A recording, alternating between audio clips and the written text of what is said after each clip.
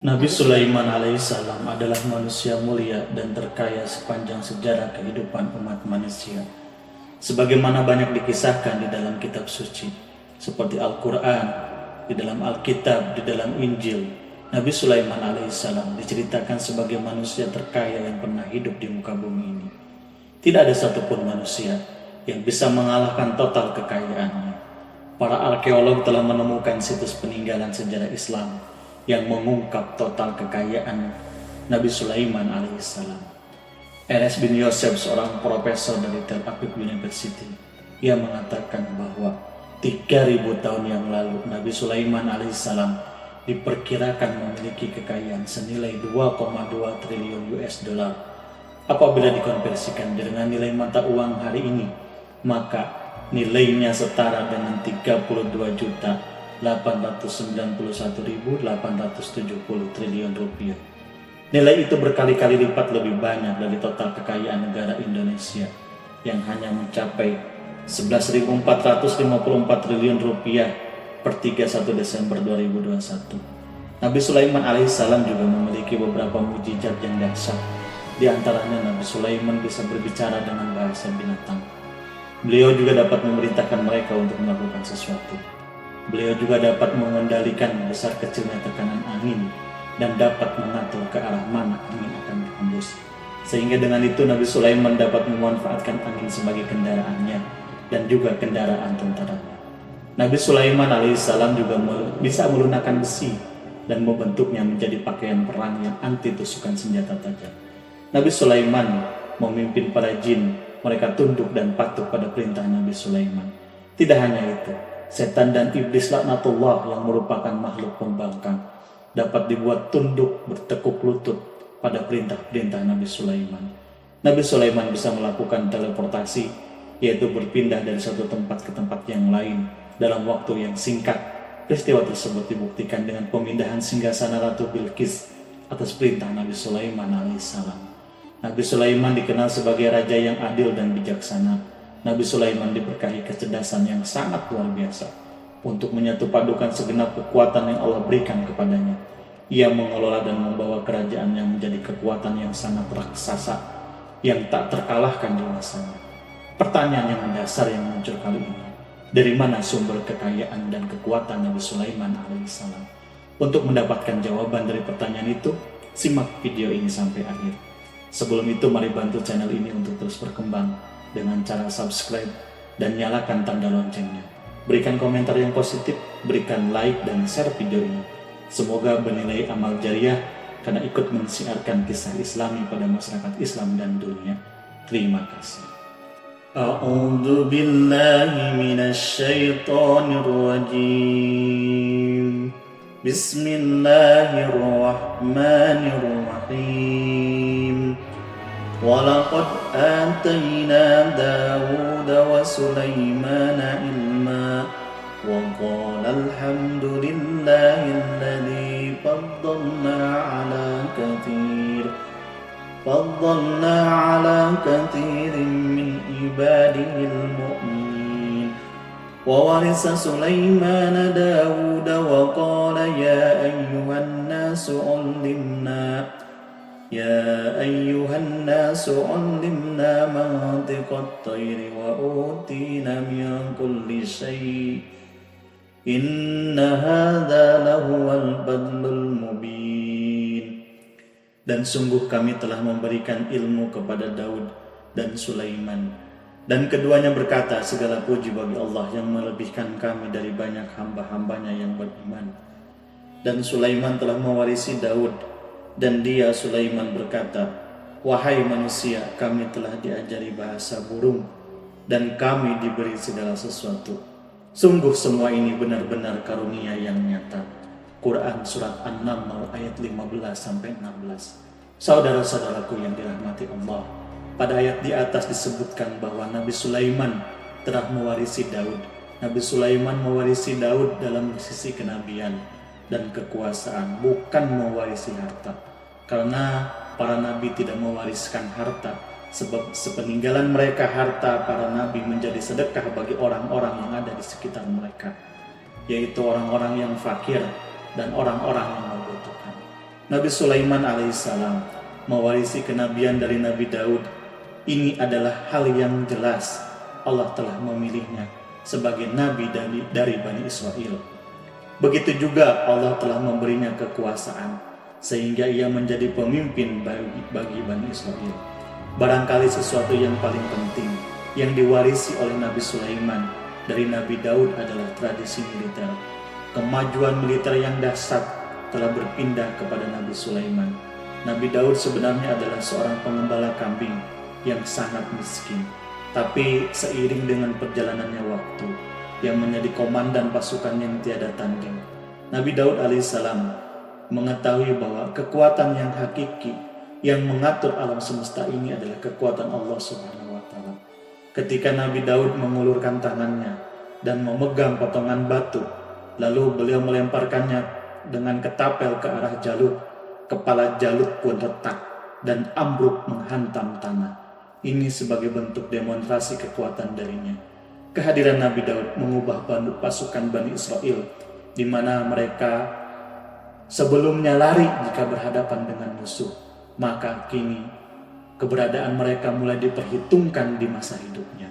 Nabi Daud mengalami peperangan yang sangat banyak, tapi Al-Quran tidak menceritakan secara terperinci hal itu. Al-Quran adalah kitab dakwah di jalan Allah, bukan kitab sejarah. Nabi Daud belum pernah terkalahkan dalam peperangan yang diikutinya. Di samping pertolongan yang Allah berikan kepadanya, pasukan dan rakyatnya juga adalah orang-orang yang bertauhid, senantiasa menyerahkan diri dengan segala sesuatu kepada Allah Subhanahu wa Ta'ala. Inilah yang menjadikan pasukannya memiliki keistimewaan yang dengannya mereka dapat mengalahkan pasukan-pasukan lain. Pasukan-pasukan besar yang ada di bumi pada saat itu, Allah Subhanahu wa Ta'ala berfirman di dalam Quran surah Saba ayat 10, dan kami telah melunakkan besi untuknya. Baju besi mungkin akan menjadi masalah dalam benak kita ketika orang-orang akan berperang. Baju besi cukup mengganggu gerakan mereka. Kita bisa membayangkan ketika ada dua orang berperang, salah satunya dapat bergerak bebas, sementara yang lainnya tidak leluasa bergerak karena tertahan dengan pakaiannya. Namun dengan kekuasaan Allah Subhanahu wa Ta'ala, Nabi Daud dapat melunakkan besi, dapat membuat baju besi yang ringan, yang mudah untuk digunakan. Ini adalah kemajuan penting yang Allah berikan kepada Nabi Daud dan tentaranya. Kemajuan itu kemudian diajarkan, diwariskan, dan dimiliki oleh Nabi Sulaiman alaihissalam. Memiliki pasukan yang dahsyat yang melebihi pasukan manapun di bumi saat itu, atau bahkan mungkin saat ini. Bahkan Allah Subhanahu wa Ta'ala menambahkan karunia-Nya kepada Nabi Sulaiman yang disebutkan di dalam Quran surat An-Naml ayat 16. Dan Sulaiman telah mewarisi Daud, dan dia berkata, "Wahai manusia, kami telah diberi pengertian tentang suara burung, dan kami diberi segala sesuatu. Sesungguhnya ini benar-benar suatu karunia yang nyata." Saudara-saudaraku yang dirahmati Allah, pada suatu hari Nabi Sulaiman alaihissalam menengadahkan tangannya, mengangkat tangannya berdoa kepada Allah. Tak ada satupun dari para nabi yang berdoa kepada Allah, doanya pasti dikabul. Doa Nabi Sulaiman alaihissalam direkam di dalam Quran surat As-Sod, di dalam Quran surat Sod ayat 35. Nabi Sulaiman berkata, "Ya Tuhanku, ampunilah aku, anugerahkanlah kepadaku kerajaan yang tidak dimiliki oleh seorang pun sesudahku." Nabi Sulaiman menginginkan dari Allah suatu kerajaan yang belum pernah diperoleh oleh siapapun. Allah Subhanahu wa Ta'ala mengabulkan doa Nabi Sulaiman dan memberinya kerajaan tersebut. Nabi Sulaiman mewarisi kekaisahan kenabian, hikmah dan ilmu dari Nabi Daud alaihissalam. Orang-orang menyebutnya Nabi Sulaiman Al-Hakim, Sulaiman yang bijaksana. Kebijaksanaan Nabi Sulaiman tidak terbatas di tengah-tengah manusia, namun kebijaksanaan Nabi Sulaiman juga berlaku di kalangan burung dan binatang-binatang yang lainnya. Nabi Daud tidak hanya mengenal bahasa burung, Nabi Sulaiman tidak hanya mengenal bahasa burung, tetapi Nabi Sulaiman juga dapat berbicara dengan bahasa burung. Bahkan ia dapat menjadikannya sebagai pembantu. Ketika Nabi Daud bertasbih, gunung-gunung dan burung-burung serta binatang-binatang buas ikut bertasbih bersamanya. Bahkan angin pun berhenti untuk mendengarkan tasbih itu. Allah Subhanahu wa Ta'ala memberinya karunia di mana binatang-binatang buas tunduk padanya. Begitu juga angin dan burung. Saudara-saudaraku yang dirahmati Allah, Nabi Sulaiman alaihissalam mampu mendengarkan bisikan semut yang berbicara kepada sesama mereka. Bahkan ia mampu memerintahkan semut sehingga semut itu menjadi taat kepada perintahnya. Pasukan Nabi Sulaiman memiliki kekuatan yang sangat dahsyat. Belum pernah ada di dunia ini satu pasukan yang memiliki kekuatan seperti itu. Kekuatan Nabi Sulaiman berasal dari beberapa kombinasi yang sangat mengagumkan, sehingga karenanya ia tidak dapat tertandingi. Kekuatan itu terdiri dari manusia, binatang-binatang, jin, dan lain-lain. Sebagaimana kita ketahui bahwa jin adalah makhluk Allah dan manusia tidak mampu melihatnya, atau bahkan menghadirkannya, atau meminta pertolongan kepadanya. Sedangkan Nabi Sulaiman telah diberi oleh Allah suatu kemampuan untuk menundukkan jin, mempekerjakan mereka sebagai tentara di tengah-tengah peperangan. Karena itu, ketika ada pasukan lain yang mencoba melawan pasukan Nabi Sulaiman, mustahil mereka akan mendapatkan kemenangan. Bahkan pasukan Nabi Sulaiman diperkuat oleh pasukan burung. Burung di pasukan Nabi Sulaiman memerankan tugas penting, yaitu menjadi agen intelijen. Kita mengetahui bahwa peranan informasi saat peperangan adalah hal yang sangat penting. Dari informasi tersebut dapat diketahui keadaan lawan. Demikianlah peranan burung pada pasukan Nabi Sulaiman. Ia terbang di tengah-tengah musuh, kemudian ia kembali kepada Nabi Sulaiman untuk menyampaikan berita tentang keadaan lawannya. Di samping jin dan burung, Allah juga menundukkan angin untuk Nabi Sulaiman. Nabi Sulaiman dapat memerintahkan angin dan ia mampu untuk menaiki angin tersebut bersama tentaranya. Dalam Quran surat Shad ayat 36-40 Allah Subhanahu wa taala berfirman, "Kami tundukkan kepada angin yang berhembus dengan baik menurut kemana saja yang dikehendakinya. Dikehendaki Sulaiman dan kami tundukkan pula kepadanya setan-setan semuanya, ahli bangunan dan penyelam dan setan yang lain yang terikat dalam belenggu.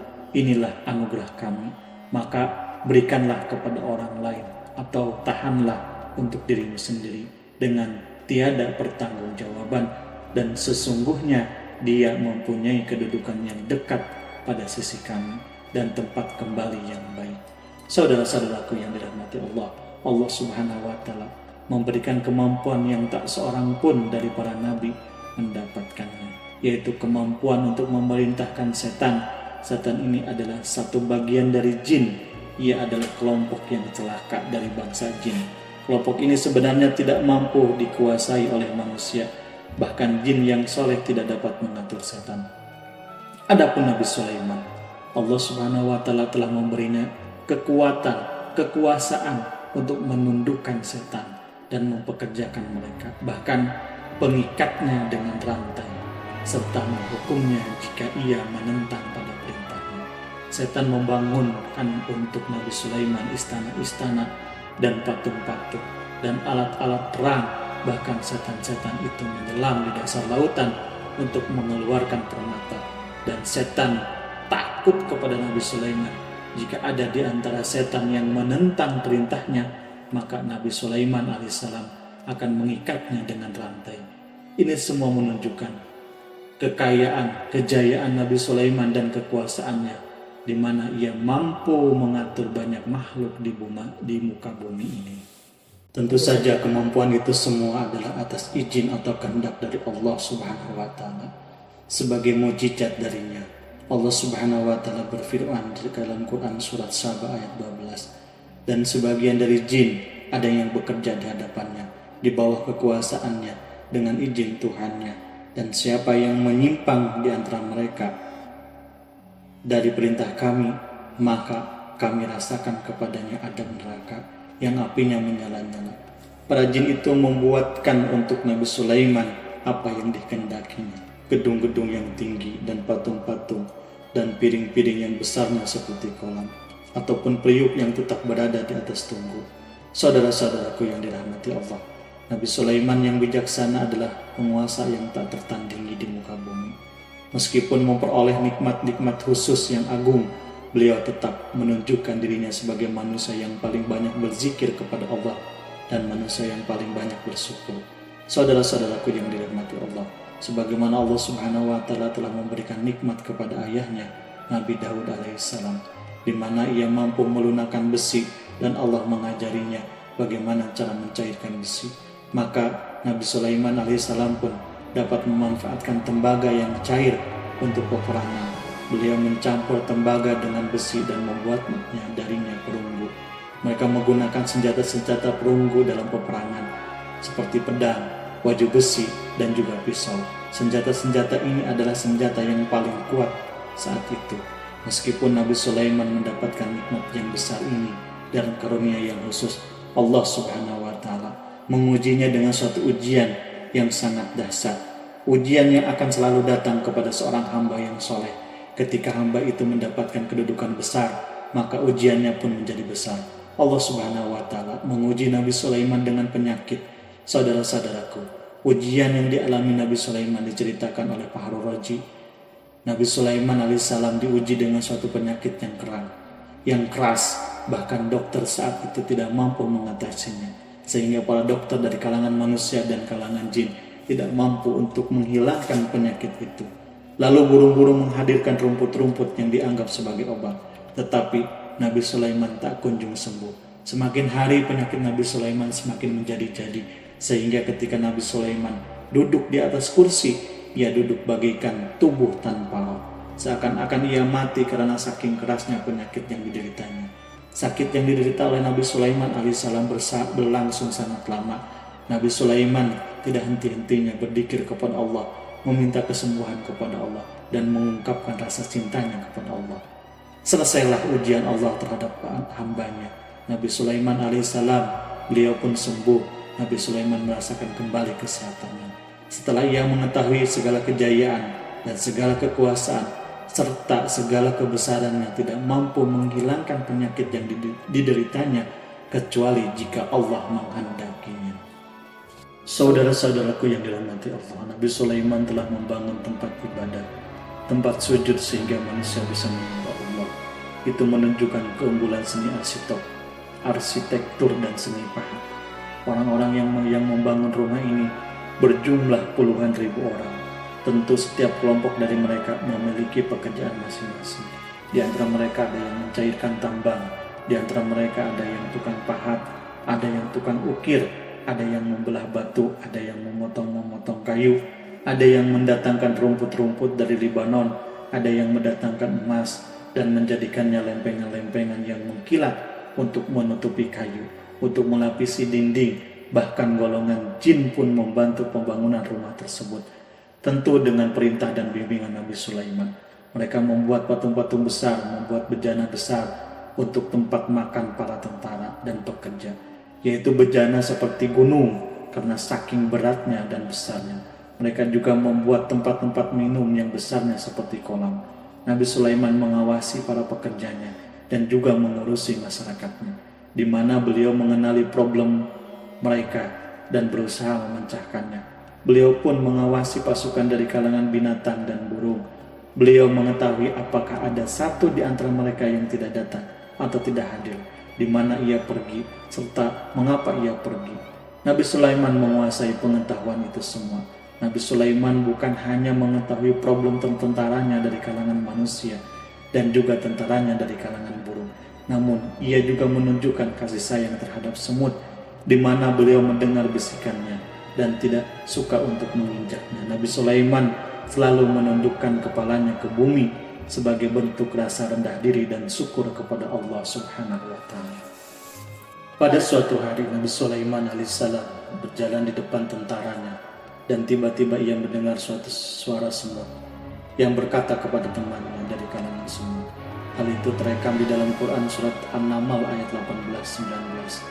Wahai semut, masuklah ke dalam sarang-sarangmu agar kamu tidak terinjak oleh Nabi Sulaiman dan tentaranya. Sedangkan mereka tidak menyadarinya.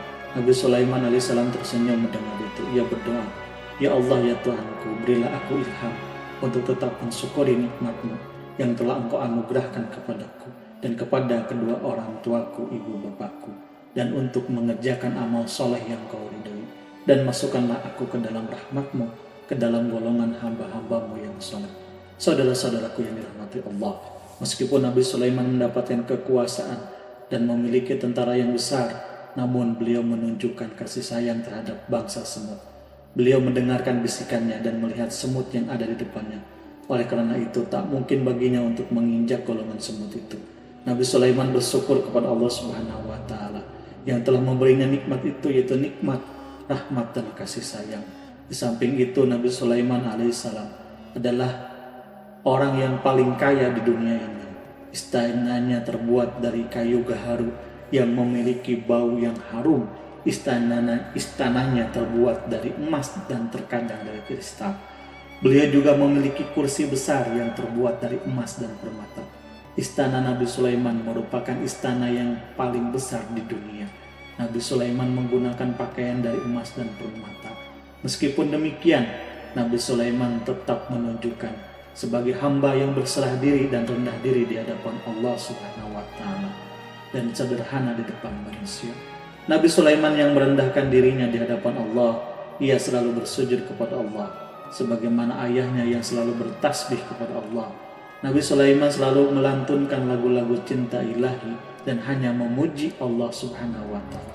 Pada suatu hari Nabi Sulaiman alaihissalam mengeluarkan perintah kepada pasukannya untuk bersiap-siap. Kemudian Nabi Sulaiman keluar dan memeriksa pasukannya satu demi satu. Pasukan diteliti. Kelompok yang pertama adalah kelompok manusia. Nabi Sulaiman memperhatikan kesiapan mereka. Lalu Nabi Sulaiman mengeluarkan perintah-perintah kepada mereka. Kemudian Nabi Sulaiman memeriksa kelompok jin dan menyampaikan perintahnya kepada mereka. Beliau memenjarakan jin yang tampak bermalas-malasan saat bekerja. Lalu beliau memeriksa binatang-binatang dan berkata kepada mereka, apakah mereka sudah makan dengan baik? Apakah mereka tidur dengan nyenyak? Apakah ada yang mengadu pada mereka? Misalkan karena penyediaan sesuatu ataukah karena makanan yang tidak layak? Apakah di sana ada yang sakit? Dan lain sebagainya. Semua diperiksa oleh Nabi Sulaiman alaihissalam. Ketika Nabi Sulaiman merasa puas dengan semuanya, Nabi Sulaiman memasuki tenda-tenda tempat berkumpulnya para burung. Nabi Sulaiman alaihissalam kemudian memasuki tenda-tenda tersebut dan mengamati keadaan di sekitarnya. Sehingga beliau mengetahui bahwa ada satu burung yang tidak hadir, yaitu burung hudhud. Nabi Sulaiman alaihissalam kemudian berkata yang diabadikan di dalam Quran surat An-Naml ayat 20. Mengapa aku tidak melihat burung hudhud? Burung-burung yang lain tampak terdiam sebagai penghormatan dan mereka mendengarkan apa yang akan dikatakan pemimpin mereka. Nabi Sulaiman alaihissalam mengarahkan pandangannya pada semua burung dan tidak menemukan burung hudhud di antara mereka. Tak seekor burung pun yang mengetahui keberadaannya. Burung hudhud absen pada apel wajib kali ini. Nabi Sulaiman mulai menampakkan kemarahannya.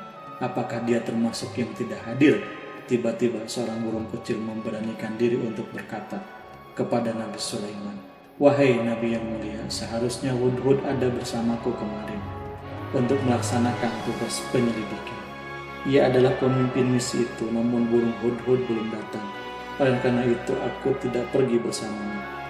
Burung itu tampak gemetar. Nabi Sulaiman mengetahui bahwa hudhud tidak hadir dan tak seorang pun mengetahui kemana ia pergi. Burung hudhud pergi tanpa terlebih dahulu meminta izin kepada Nabi Sulaiman dan tidak memberitahu di mana keberadaannya. Namun dalam keadaan marah Nabi Sulaiman berkata, sungguh aku benar-benar akan mengazabnya dengan azab yang keras atau benar-benar menyembelihnya, kecuali jika ia benar-benar datang kepadaku dengan alasan yang jelas.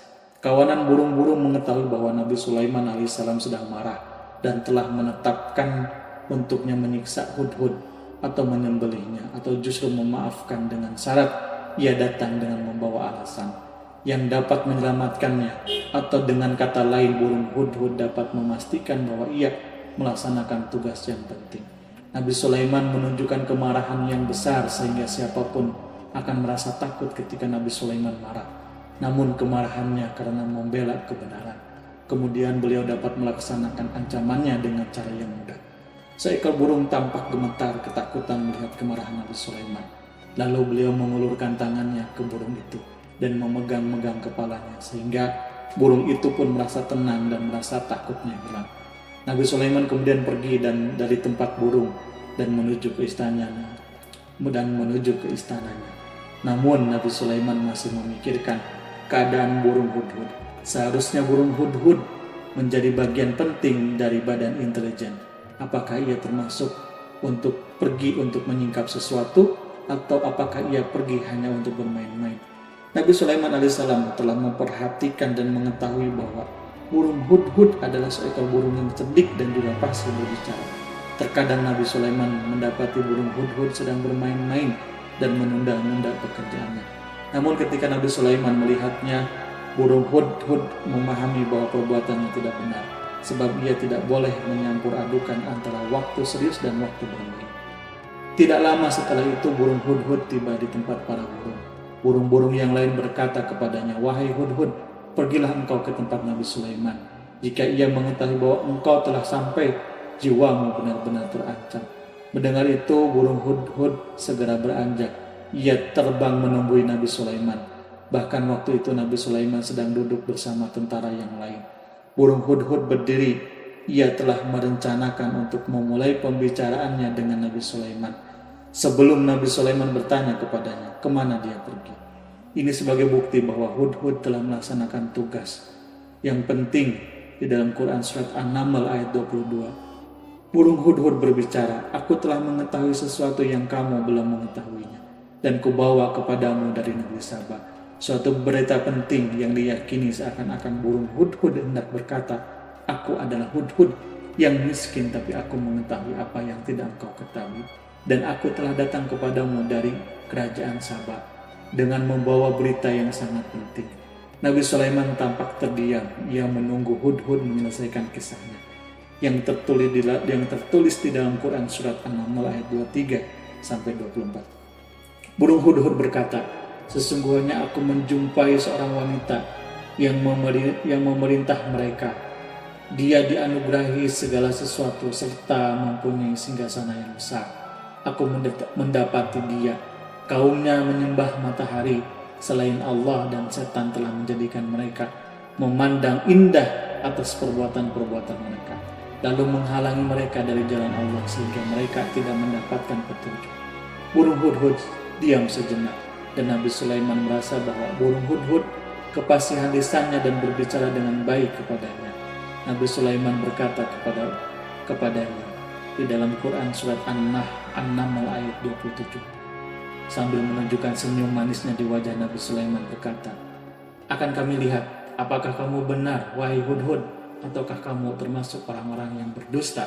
Seakan-akan burung hudhud ingin mengatakan, "Aku tidak berbohong, wahai Nabi yang mulia." Namun diamnya Nabi Sulaiman membuatnya takut, sehingga burung hudhud terdiam. Nabi Sulaiman terdiam karena berpikir, lalu ia memutuskan sesuatu. Setelah itu beliau mengangkat kepalanya dan meminta secari kertas dan pena. Nabi Sulaiman menulis surat singkat dan menyerahkannya kepada hudhud, serta memerintahkan kepadanya di dalam Quran surat An-Naml ayat 28,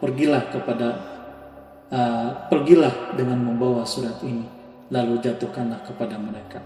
Kemudian berpalinglah dari mereka, lalu perhatikanlah apa yang mereka bicarakan. Al-Quranul Karim hanya menceritakan di dalam Quran surat An-Naml bagaimana perginya hudhud dan bagaimana ia menyerahkan surat itu. Lalu Al-Quran langsung menyebutkan keadaan kerajaan Balkis, Ratu Balkis yang saat itu sedang membaca surat tersebut di depan para pembesar-pembesar kerajaannya dan para menterinya. Dalam Quran surat An-Naml ayat 29 sampai 31, berkatalah Balkis, "Wahai pembesar-pembesar, sesungguhnya telah dijatuhkan kepadaku sebuah surat yang mulia. Sesungguhnya surat ini dari Sulaiman, dan sesungguhnya isinya dengan menyebut nama Allah yang Maha Pengasih lagi Maha Penyayang, bahwa janganlah kalian berlaku sombong terhadapku, dan datanglah kepadaku sebagai orang-orang yang berserah diri." Saudara-saudaraku yang dirahmati Allah, dalam surat itu Nabi Sulaiman disebutkan hendaklah mereka menyerahkan diri dan tunduk kepada perintah Nabi Sulaiman. Nabi Sulaiman memerintahkan agar mereka meninggalkan penyembahan terhadap matahari. Nabi Sulaiman tidak mempersoalkan akidah mereka. Nabi Sulaiman hanya memerintahkan bahwa ia berada di atas kebenaran. Bukanlah ia didukung dengan kekuatan yang berlandaskan keyakinan yang dimilikinya. Nabi Sulaiman hanya memerintahkan mereka agar tunduk dan patuh kepadanya. Ratu Sabah menyampaikan surat-surat tersebut di tengah-tengah kaumnya. Dalam Quran surat An-Naml ayat 32 dijelaskan, berkatalah Balkis, wahai para pembesar, berilah aku pertimbangan dalam urusanku ini. Aku tidak pernah memutuskan sesuatu persoalan sebelum kamu benar-benar berada dalam majelisku. Saudara-saudaraku yang dirahmati Allah, para pembesar istana Balkis menentang surat tersebut. Isi surat itu membangkitkan kesombongan kaum Sabah, di mana mereka merasa lebih kuat. Mereka mengetahui bahwa di sana ada seorang yang mencoba menantang mereka dan mengisyaratkan peperangan kepada mereka. Lalu ia meminta kepada mereka untuk memenuhi syarat-syarat. Sebelum terjadinya peperangan dan kekalahan, di dalam Quran surat An-Nahl ayat 33, mereka menjawab, kita adalah orang-orang yang memiliki kekuatan dan juga memiliki keberanian yang sangat di dalam peperangan.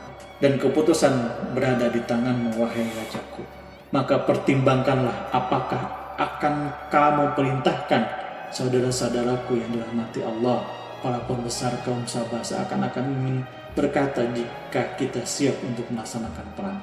Tampaknya ratu itu memiliki kebijaksanaan yang lebih baik dari pembesar-pembesar kaumnya. Surat Sulaiman itu membuatnya berpikir lebih jernih dan lebih berhati-hati. Ia berusaha sebisa mungkin menghindari peperangan. Ratu itu berpikir dalam tempo yang lama. Nabi Sulaiman tidak pernah diketahuinya dan ia pun belum pernah mendengarnya. Oleh karena itu, Ratu kaum Sabah tidak mampu mengetahui dan mendeteksi seberapa besar kekuatan Nabi Sulaiman. Boleh jadi Nabi Sulaiman memiliki kekuatan yang dahsyat sehingga ia mampu memerangi kekuasaannya dan mengalahkannya. Kemudian Ratu memperhatikan apa yang ada di sekelilingnya. Ia melihat kemajuan masyarakatnya dan juga kekayaannya. Barangkali ia mengira bahwa Nabi Sulaiman iri terhadap kemajuan dan kekayaannya itu, sehingga Nabi Sulaiman ingin menyerangnya. Setelah mempertimbangkan isi surat Nabi Sulaiman dengan cermat, Ratu Sabah memilih untuk tidak ceroboh dan bodoh. Ratu lebih suka untuk menggunakan bahasa kelembutan. Ia mengirim kepada Nabi Sulaiman suatu hadiah yang besar. Ratu mengira bahwa Nabi Sulaiman seorang yang ambisius, yang boleh jadi ia telah mendengar tentang kekayaan kerajaan Sabah. Pada utusan pergi dengan membawa hadiah dari Ratu Sabah. Ratu berharap agar mereka dapat memasuki kerajaan Nabi Sulaiman dan akan mengetahui kondisi kerajaannya saat mereka pulang. Ratu ingin mendengar secara langsung dari mereka tentang bagaimana keadaan kaum Nabi Sulaiman dan pasukannya. Setelah mendapatkan informasi yang cukup, maka Ratu Balkis dapat membuat suatu keputusan yang tepat. Ratu menyembunyikan apa yang terlintas di dalam pikirannya. Lalu ia berbicara kepada pembesar-pembesar istana bahwa ia dapat menyingkap niat jahat Raja Sulaiman melalui cara mengirimkan hadiah kepadanya. Ratu lebih memilih cara tersebut dan menunggu reaksi dari Nabi Sulaiman.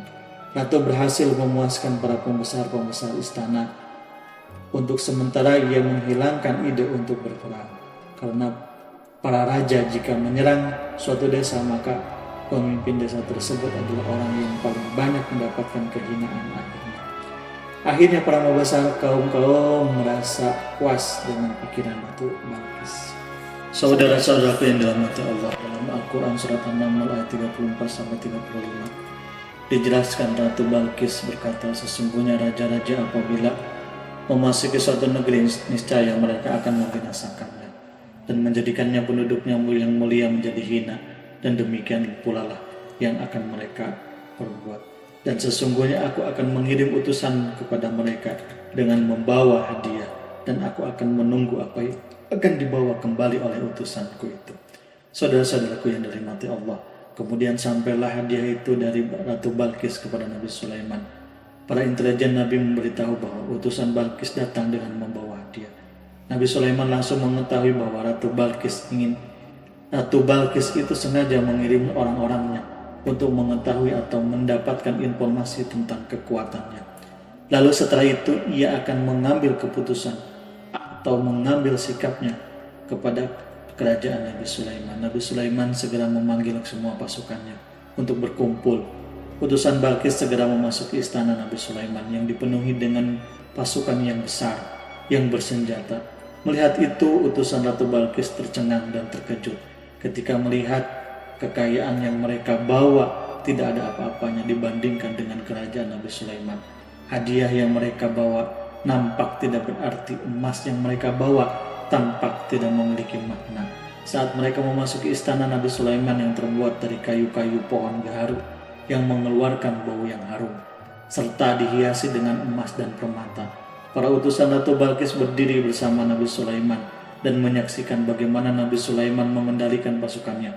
Kemudian mereka mulai berpikir tentang kekuatan dan kualitas pasukan Nabi Sulaiman. Betapa kagetnya mereka ketika melihat di tengah-tengah pasukan itu terdapat singa, burung, dan tentara dari kalangan manusia yang mampu terbang. Mereka pun sadar bahwa mereka dihadapkan dengan pasukan yang tiada tanding.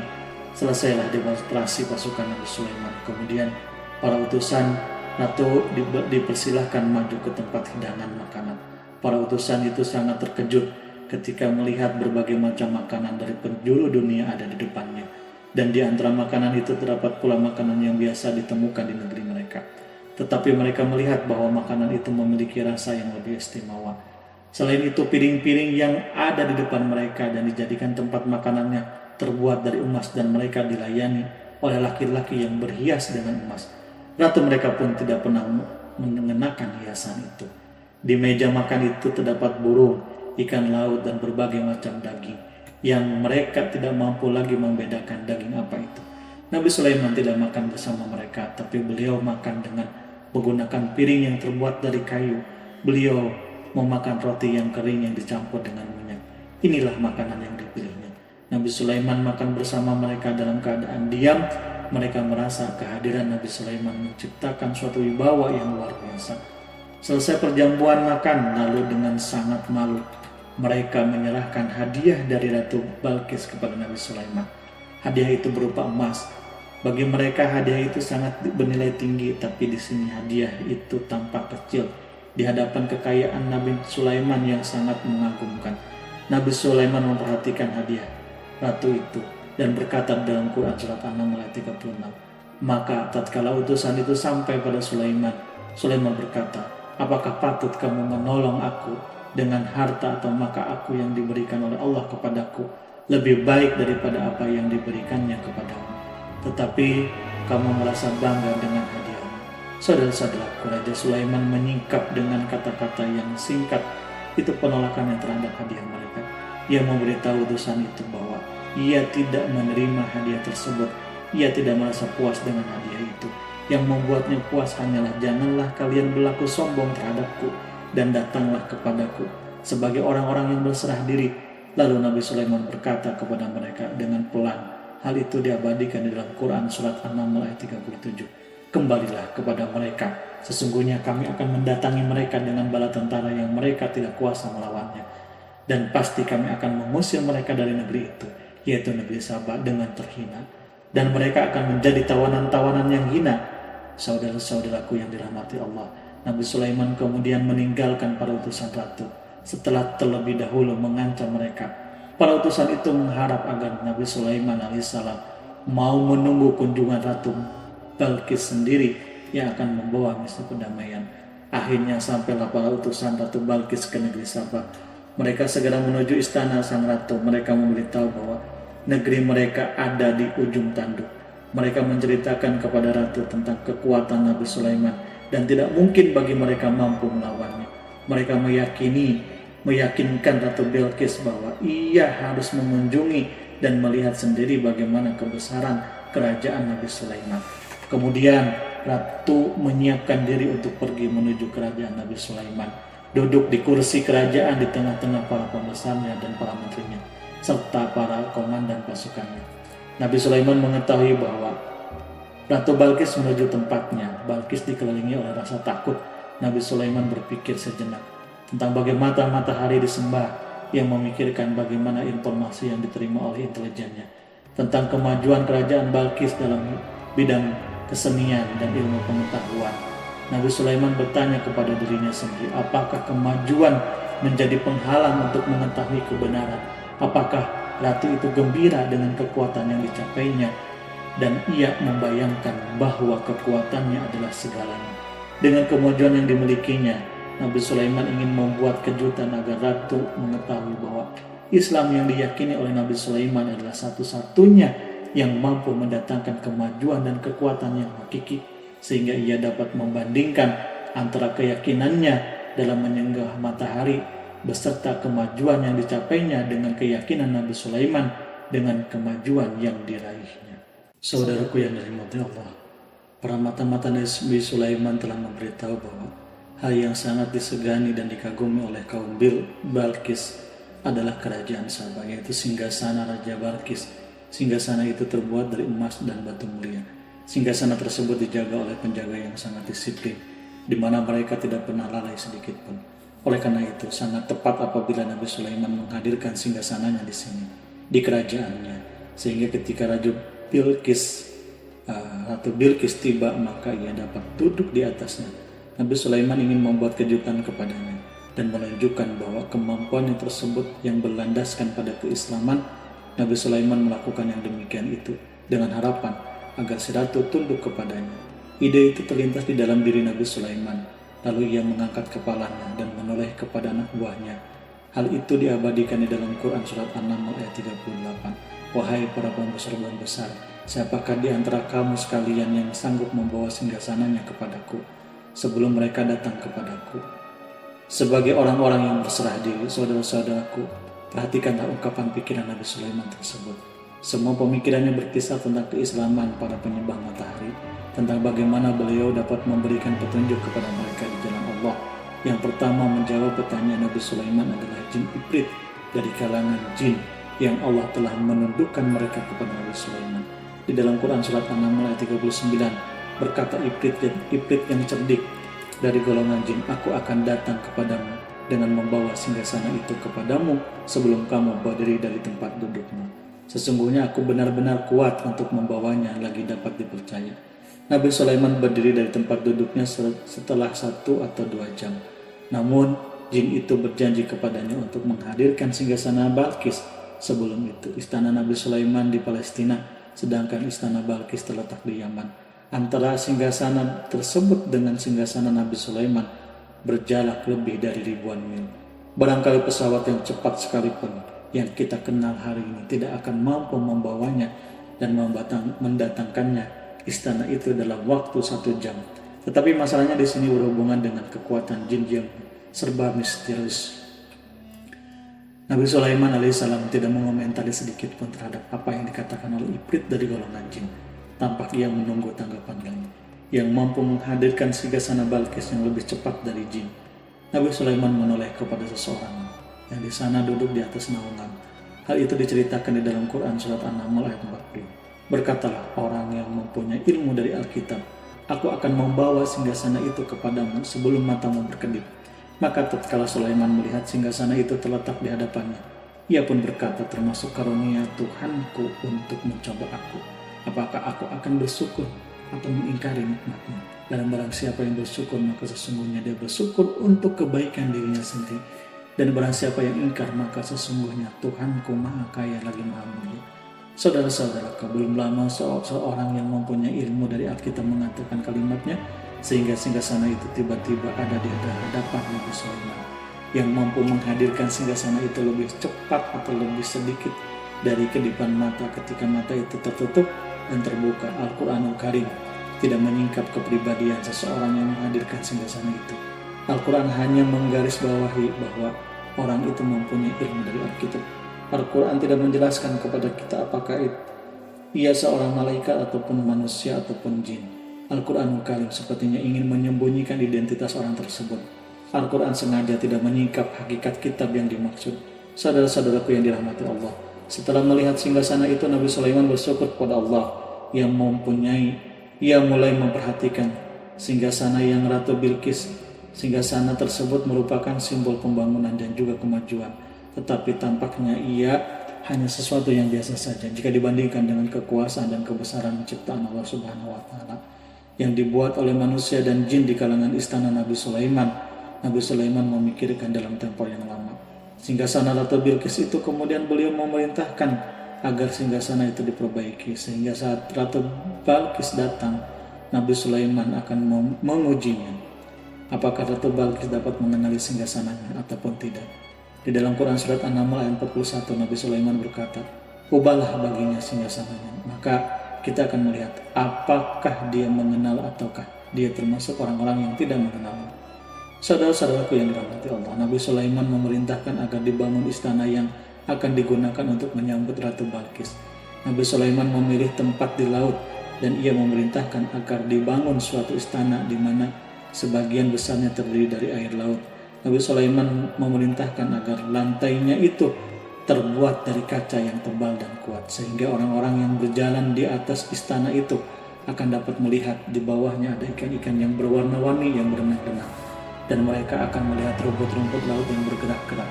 Akhirnya selesailah pembangunan istana itu.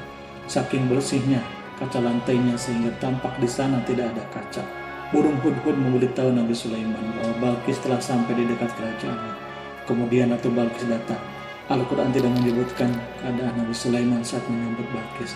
Namun Al-Quran menunjukkan dua sikap Ratu Bilqis. Pertama, bagaimana sikap Bilqis ketika pertama kali melihat singgasana yang datang mendahulunya. Padahal ia telah meninggalkan pengawalnya untuk tetap setia menjaga singgasana itu. Keadaan kedua adalah keadaan di depan istana yang dibangun untuk penyambutannya. Istana itu penuh dengan permata yang berenang, di bawahnya ikan-ikan, dan di dalam Quran surat An-Naml ayat 40 sudah dijelaskan.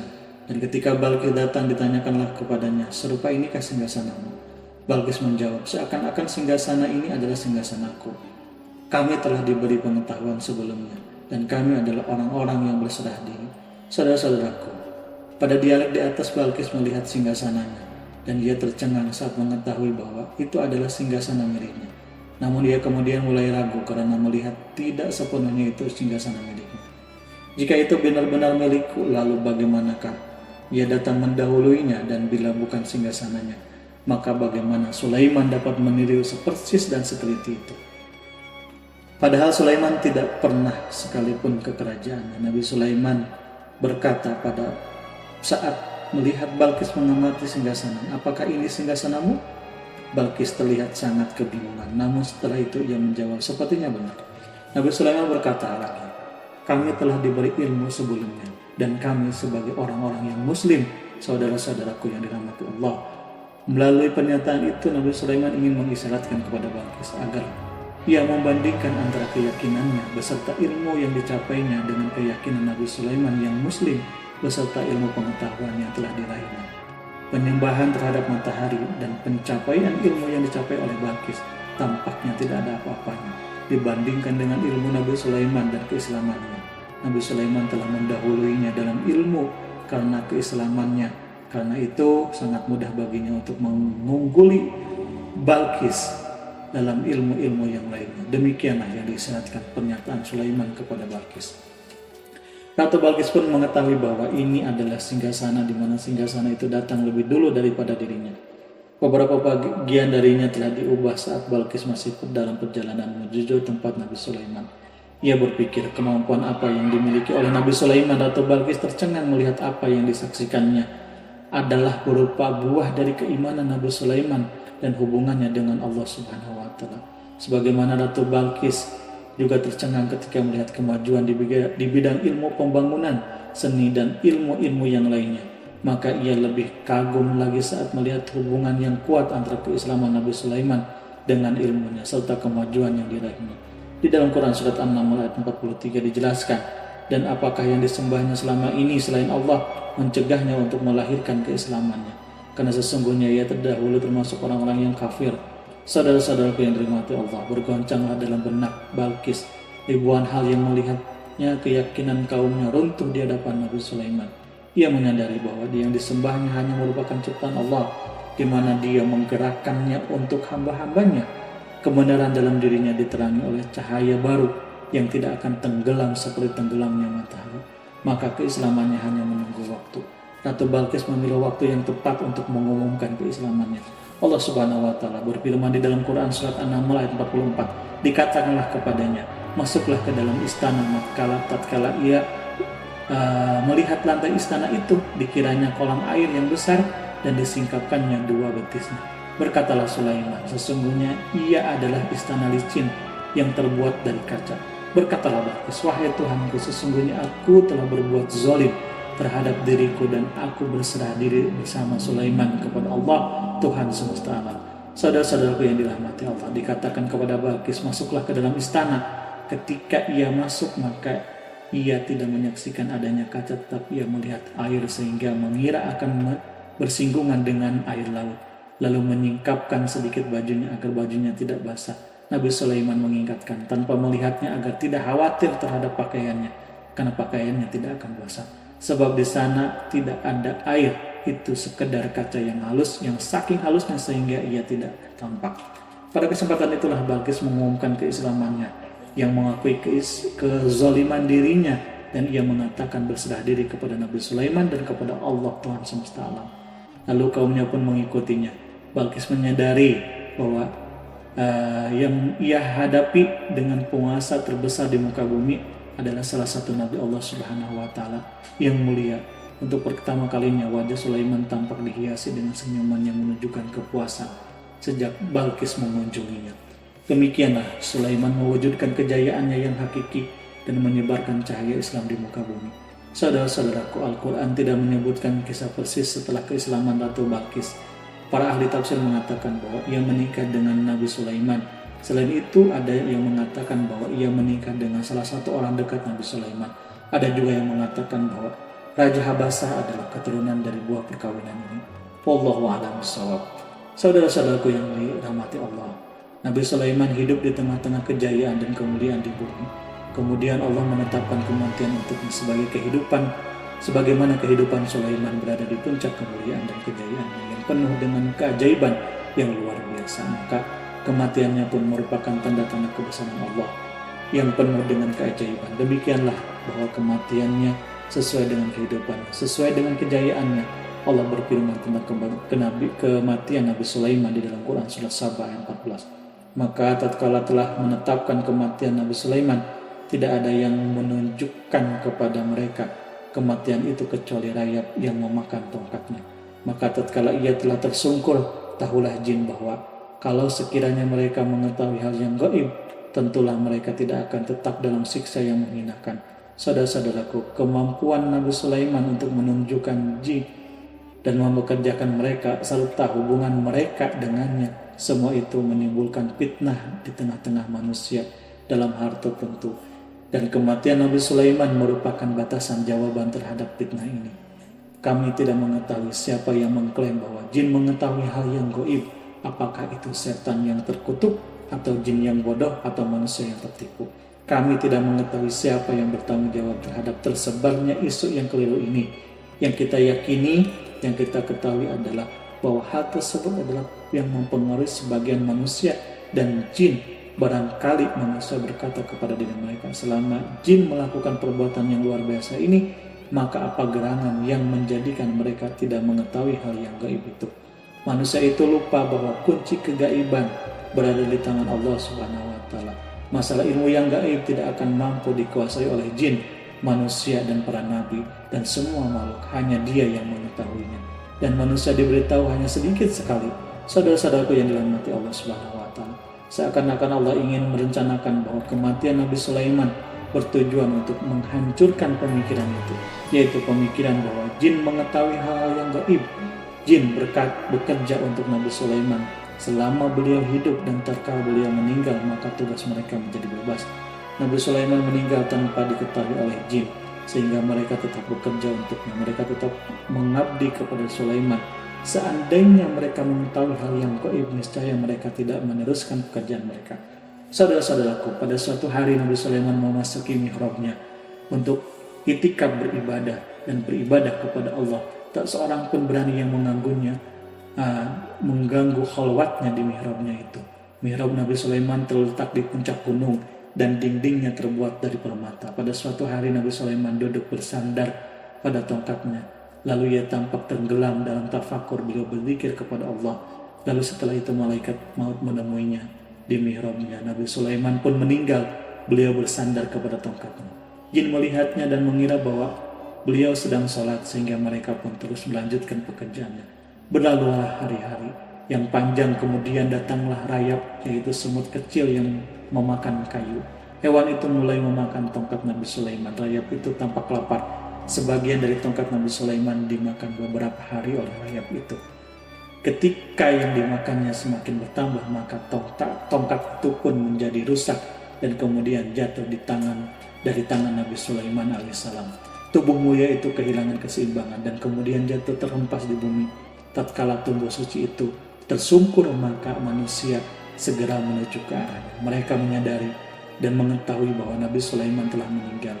Dalam waktu yang sama, jin menyadari bahwa mereka tidak mengetahui hal yang gaib, dan manusia pun mengetahui hakikat ini.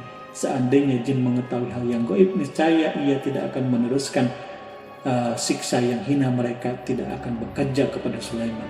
Demikianlah Nabi Sulaiman meninggal dalam keadaan duduk dan sholat. Lalu berita itu tersebar bagaikan api di bumi. Manusia, burung, dan binatang buas mengantarkan jenazah Nabi Sulaiman. Sekawanan burung tampak sedih dan menangis. Semua makhluk bersedih akhirnya. Tak seorang pun mengetahui bahasa burung di bumi. Meninggallah seorang yang memahami pembicaraan burung, binatang-binatang, jin, dan lain sebagainya. Burung-burung itu berkata, betapa beratnya kehidupan di tengah orang-orang yang tidak mengetahui pembicaraan kita. Wallahu a'lam bishawab.